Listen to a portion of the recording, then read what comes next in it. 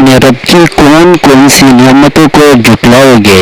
अगर हम नेमतों पर शुक्र का रवैया अपना ले तो हमारी जिंदगियों में सुकून और इत्मीनान पैदा हो सकता है।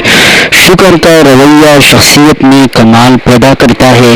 इससे हमें मुयस्सर और हासिल की कदर पैदा करने में मदद मिलती है और लम्हा मौजूद को जी भर के जीना सीखते हैं।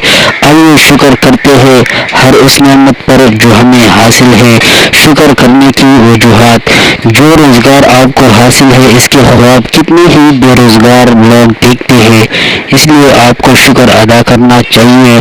जो अगर आपको हासिल है इसके ख्वाब कितने ही बेघर लोग देखते हैं, इसलिए आपको शुक्र अदा करना चाहिए।